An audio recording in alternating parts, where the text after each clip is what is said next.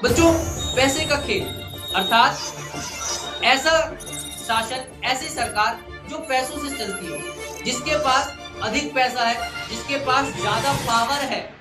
Hello प्यारे बच्चों, उम्मीद करता हूं आप सब ठीक हो और अपनी पढ़ाई पे ध्यान दे रहे हो। बच्चों, आज हम लोकतंत्र में आगे समझेंगे कि लोकतंत्र क्या है।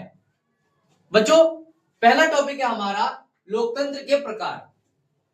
मुख्यतः लोकतंत्र के दो प्रकार होते हैं बच्चों। पहला होता है आपका शुद्ध या प्रत्यक्ष लोकतंत्र और दूसरा होता है आपका अप्रत्यक्ष या प्रतिनिधात्मक लोकतंत्र। बच्चों, गौर करना, शुद्ध या प्रत्यक्ष लोकतंत्र और प्रतिनिधात्मक लोकतंत्र आपस में अलग कैसे हैं। सबसे पहले हम शुद्ध और प्रत्यक्ष के बारे में जान लेते हैं कि शुद्ध और प्रत्यक्ष लोकतंत्र होता क्या है। बच्चों, शुद्ध या प्रत्यक्ष लोकतंत्र में जनता प्रत्यक्ष रूप से शासन में भाग लेती है। गौर करना, जब नागरिक अर्थात समाज किसी निर्णय पर, किसी फैसले पर मतदान करती है कि यह कानून या यह निर्णय होना चाहिए या नहीं, वह हमारा प्रत्यक्ष लोकतंत्र में आता है। उसके बाद दूसरा है हमारा प्रतिनिधात्मक। बच्चों, प्रतिनिधात्मक आपने सुना होगा, इलेक्शंस के टाइम लोग अपना प्रतिनिधि चुनते हैं, अपना जन प्रतिनिधि चुनते हैं, जिसके माध्यम से वो शासन करते हैं। अर्थात जब संपूर्ण नागरिक किसी एक व्यक्ति को वोट देकर, मतदान कर कर चुनती है और वह व्यक्ति लोगों के लिए कामकाज करता है, तो उसको हम प्रतिनिधात्मक लोकतंत्र में गिनते हैं। इसी में बच्चों हम आगे समझते हैं लोकतंत्र के गुण और लोकतंत्र के दोष। बच्चों, हमें अच्छे से पता है कि अगर किसी चीज के गुण है तो उसके दोष भी होंगे, क्योंकि ऐसा कुछ भी नहीं होता जिसमें बस अच्छाई ही हो, उसमें बुराई भी होती है। तो हम गुण और दोष दोनों चीजों को समझेंगे। आइए बोर्ड पर चलते हैं बच्चों। लोकतंत्र के गुण में सबसे पहले हम समझेंगे जनता की सरकार। बच्चों, लोकतंत्र जो है उसमें जनता की सरकार होती है। जैसा कि हमने अध्याय में शुरुआत में परिभाषा में पढ़ा, फिर 4 विद्वानों के अनुसार जाना कि हमारा जो लोकतंत्र है उसमें जनता की सरकार होती है। आगे समझते हैं निरंकुशता का अभाव। बच्चों, आप लोकतंत्र में सवाल कर सकते हैं, जो लोकतंत्र में सरकार आएगी, मतलब आप जिस प्रतिनिधियों को चुनेंगे वो प्रतिनिधि आपके प्रति जवाबदेह होगी, आपको वह जवाब देगी कि हमने यह कार्य इस वजह से, इस तरीके से, इतने बजट में करा। इसी को हम निरंकुशता का अभाव में गिनते हैं। आगे समझेंगे। अगला है आपका स्वतंत्रता एवं समानता।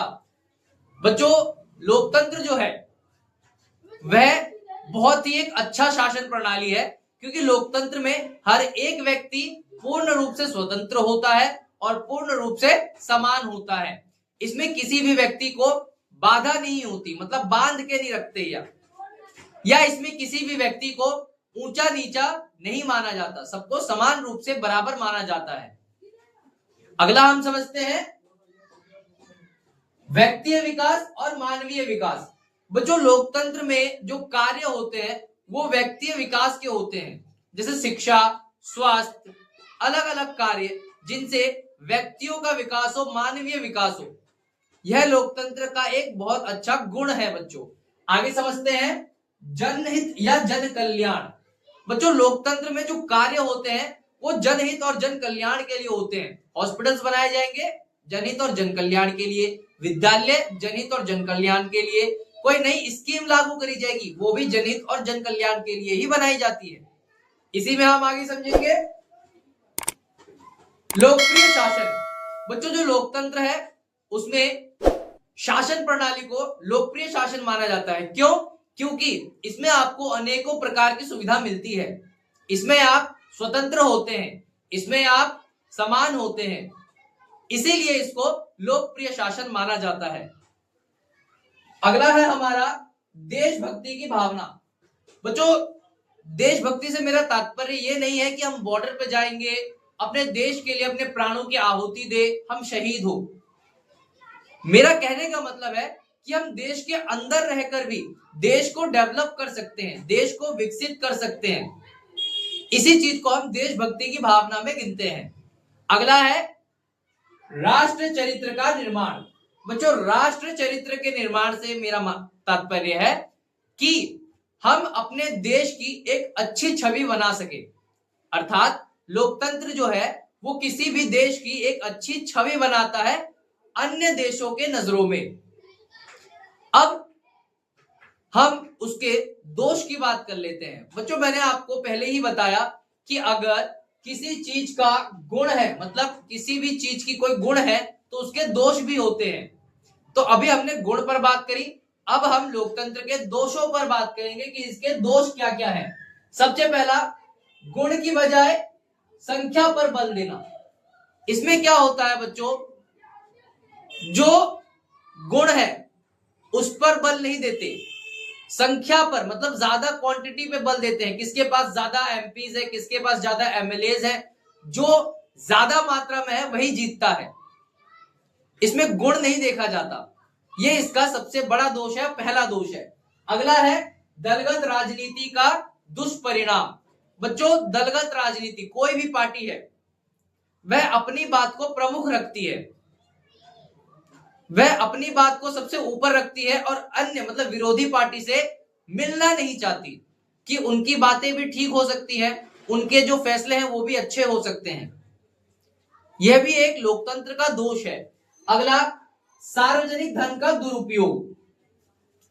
शायद आप सबको जान के दुख होगा कि आप जो टैक्स पे करते हैं, आप जो कर देते हैं, वह हमारे देश में एक तरीके से बर्बाद भी होता है और ये लोकतंत्र का दोष है। बेटा, ध्यान रखना कि सार्वजनिक धन जो होता है वो हमारे टैक्स वाले पैसे होते हैं और उसी चीज का दुरुपयोग भी किया जाता है।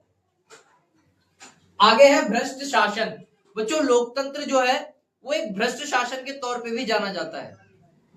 लोकतंत्र में भ्रष्टाचार अधिक मात्रा में होता है क्योंकि इसमें किसी कार्य को बहुत लंबे समय तक खींचा जाता है जिसमें अलग अलग लोग शामिल होते हैं। अब अलग अलग लोगों में कुछ लोग भ्रष्ट होते हैं और कुछ लोग ईमानदार, पर अधिकतर लोग इसमें भ्रष्ट ही पाए जाते हैं। अगला टॉपिक है हमारा समय का दुरुपयोग।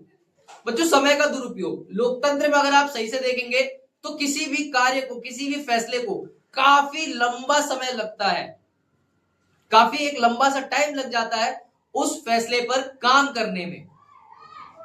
उसके बाद अगला टॉपिक है आपका नौकरशाही का प्रभुत्व। यह बच्चों एक पेचीदा सा प्रश्न होगा, मैं आपको काफी आसान तरीके से समझा दूं कि नौकरशाही जो है वो लोकतंत्र को एक ही समय पर संरक्षित भी करता है और बाध भी करता है, मतलब कि बांधता भी है। आगे हम समझेंगे शासन पर धनी तथा प्रबल लोगों की सरकार। बच्चों, पैसे का खेल, अर्थात ऐसा शासन, ऐसी सरकार जो पैसों से चलती हो, जिसके पास अधिक पैसा है, जिसके पास ज्यादा पावर है, वही लोग सरकार को नियंत्रित करते हैं।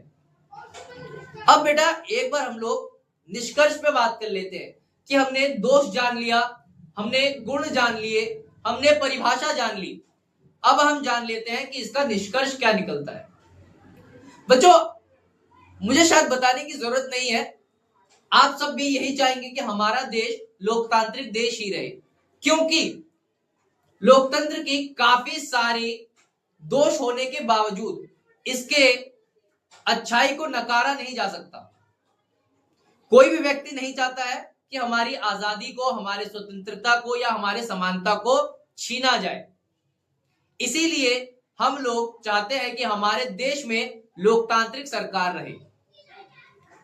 आई होप आपको ये टॉपिक अच्छे से समझ में आया होगा। अगर आपको कोई भी डाउट है, कोई भी प्रश्न है, तो आप कमेंट सेक्शन में पूछ सकते हैं। और मिलता है बच्चों अगले वीडियो में।